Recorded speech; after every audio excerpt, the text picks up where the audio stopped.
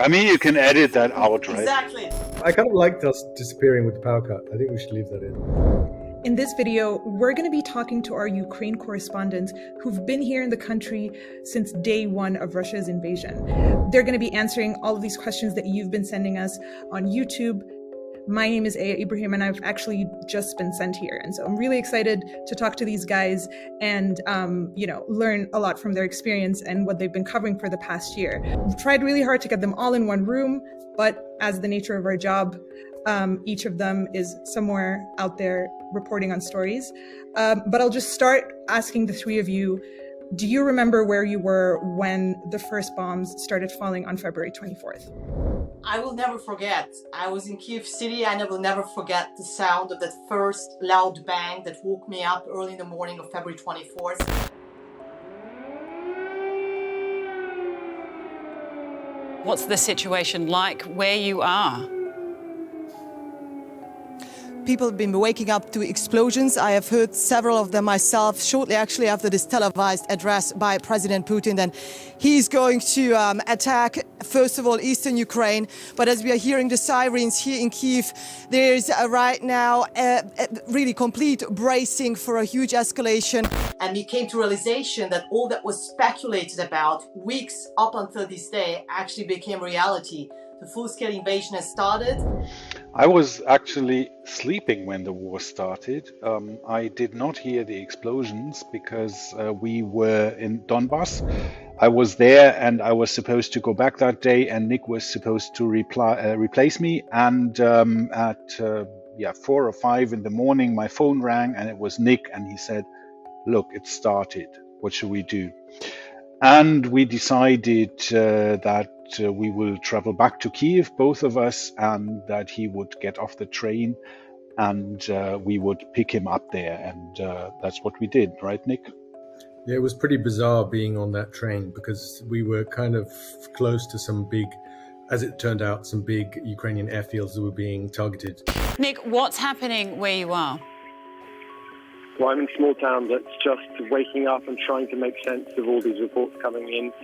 People here have told me they heard explosions coming from the direction of Kharkiv while it was still dark.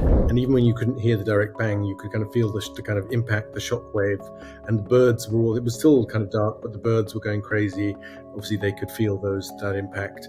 And I think the thing that was even weirder was the fact that everyone on the train was just so calm and kind of unwilling to really kind of believe what was going on.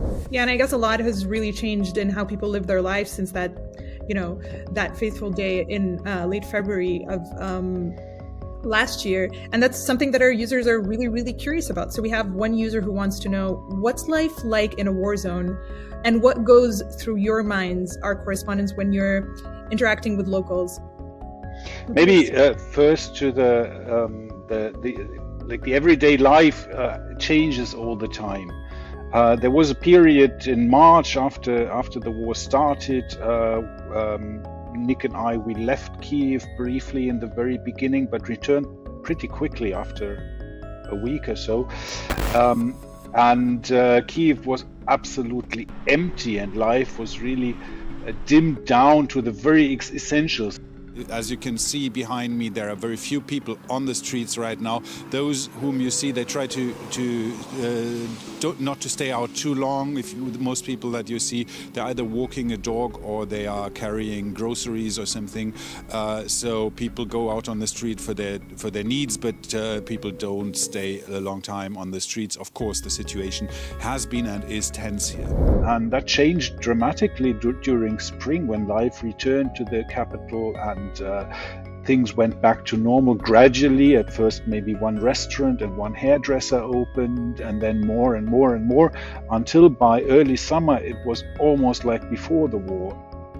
Life was pretty normal until probably October, when these attacks on infrastructure, these massive rocket attacks started. And then a little bit the fear came back. People would hide again, for example, in the subway stations for some time, but then they would go out again and continue their life. And that's what it is like until now. Yeah, I think for the most part, it is kind of extraordinary how people are able to kind of compartmentalize their experience. So people might have a family member, a cousin, a child, a partner off fighting, at the same time still manage to somehow go about their work, earn money, try and distract themselves by going to cinema or going to a stand-up concert. That all still happens in parallel. What I find very astonishing, and I wonder how Nick and Mathias see that, who more often actually they go to the front lines as well, talking to locals who obviously can't just leave. Like, obviously we can exit, we can leave Ukraine and then come back, but the stories that the locals tell us, sometimes it is a lot to handle, because you're listening to them, and you hope by listening to them you give them some comfort actually, because they can tell their stories and you can amplify them. But at the same time, you just really wonder, I wonder personally, how do people deal with this constant feeling of not knowing actually what is happening the next night, the next day? That is quite stressful, I have to say, yes. Well, I'm trying to understand their situation and try to be adequate in what I ask, and try to tell them that they can also refuse to answer certain questions. But aside from that, I try to really keep it keep my professional composure, because I won't be able to do my job if I am too much engaging maybe with their fate, or if I let this kind of influence me psychologically. Yeah, I mean, obviously there is another side, one could say quote unquote side to the story, and that's obviously the Russian side. You guys are in Ukraine, but we've had quite a few questions from users about how do we integrate the other side of the story. One, user kind of perhaps provocatively said, mostly war reports are one-sided and don't include other side of the story. How do you include the other side of the story in your reporting? And perhaps I'll just flag here for our viewers that we did have quite sizable bureau in Moscow that was unfortunately, because of the authorities, shut down shortly before the war started. Authorities have closed down DW's office in Moscow, revoking accreditations for all our journalists there, and has banned DW broadcasts in Russia as of today. I have to admit, it's just simply very difficult. Yes, even though that DW Bureau Moscow was closed, we still have sources there in Russia. We still have information. But when I'm in Kiev, for example, or other parts of Ukraine, from where I'm hearing, Ukraine said that about the frontline advancement, Russia said this, but I have actually no information to prove neither side. Actually, it's not just the other side, but neither side sometimes to say, did this really happen? I think it's the place like a war zone where it's very important for a journalist to really say what he or she knows and what he or she doesn't know, and maybe include then in that story. I mean, I do follow Russian Telegram channels, propaganda channels. These are Russian war supporters, war reporters who fully support the Russian invasion, and they post pictures on Telegram. They post their own materials, and sometimes you can compare. Like, sometimes there are incidents where you see the Ukrainian version and the Russian version. Also, these images, they travel from one side to the other and are used then in other channels and so on. So of course I try to include information from Russia, from the Russian side, as much as I can, and with, of course, what Fanny just said, the caution that is necessary. But we cannot travel to the other side. Often, like, people ask, why are you not reporting from, I don't know, Donetsk, or that's not possible. We cannot cross the line. I was in Kiev from 2017, and we would, constantly every couple of months trying to get accreditation for Donetsk, Luhansk, and that was even at a time where I, as a DW journalist, had Russian accreditation, so I could go to Crimea with Ukrainian and Russian permission to do so, but I couldn't get access to Donetsk or Luhansk, even though I had a Russian accreditation. So we definitely made those attempts. We tried repeatedly, but they just didn't want us there, because I think they had a very clear idea of the story they wanted to tell the outside world, and they were only going to invite journalists of whom they were fairly confident that there would be some level of kind of sympathy, in inverted commas, and anyone else just wasn't welcome there. They didn't want people just walking around looking for stories on the ground.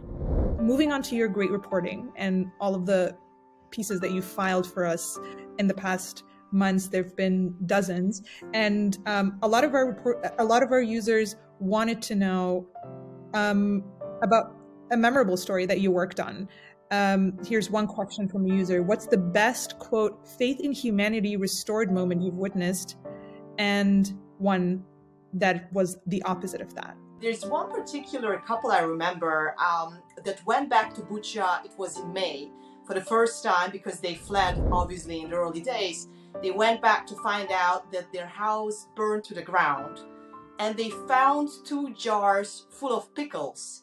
And this couple couldn't be happier about these 2 jars of food because they said the Russians didn't find this.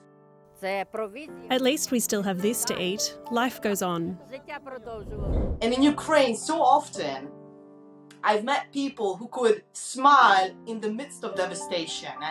And these are the stories, of course, that stand with me. Just how people are keeping up, and that's something that shows very often, every day somehow, how people got busy in the beginning of the war, tried to do something, to get together some, I don't know, food and give it to refugees passing by in Western Ukrainian cities. It seemed like everybody at that moment was trying to do something he could, and many Ukrainians were surprised, and they were saying like, oh, I didn't know that we care so much about each other. It was definitely a moment that kind of brought people together, and the other moments where you feel like this is so desperate, that's mostly when you talk to people who have had some traumatic experience. I remember one example that was particularly sad and touching for me, and was when I was talking to a woman who was standing next to one of these mass graves that were exhumed, and her son was being exhumed from the mass grave. I know that his soul is gone. I know this is just a body, but it's the body that I used to hug and love. It's my child. I cry every day. And that's, of course, a terrible moment. I just had to turn away after finishing my interview and get back to compose myself.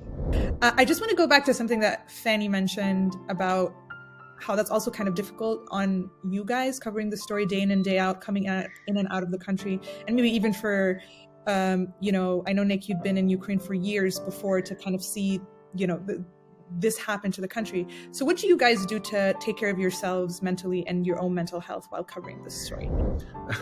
I'm a bit uncomfortable talking about this because I'm very conscious of our privilege being able to come in and out and not having to kind of, be here if we don't want to be here, which is obviously the case for, at least our male Ukrainian colleagues.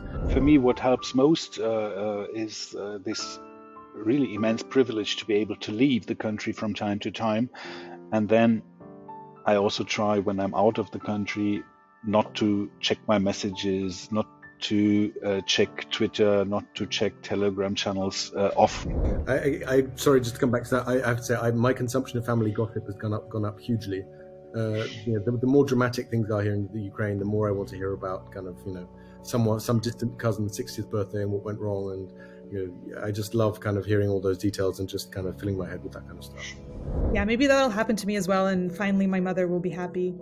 But she had a daughter who turned out to be a journalist. Maybe Sherry can cut that bit out. Our viewers are also really, really interested in the look forward, further into this conflict, or perhaps even out of this conflict. And one user wants to hear your impressions regarding hopes for a meaningful post-war reconstruction in our lifetime. Is that something that you see? Is that something that you feel might be on the horizon? I think people are quite hopeful in Ukraine that there will be a rebuilding pretty soon when the war is over. But the question really is in terms of mental rebuilding, like just how many people will be affected mentally in a way that this may have an impact in terms of the future of the society as a whole. I think the bigger kind of worry is how many of the millions of Ukrainians abroad, the refugees, how many of those people will actually come back. But I am hopeful. I've seen lots of Ukrainians, as Mathias mentioned, be kind of positively surprised by their own country, feel kind of invested and supported by each other. I've seen people kind of just talk to strangers in a way that I didn't see before.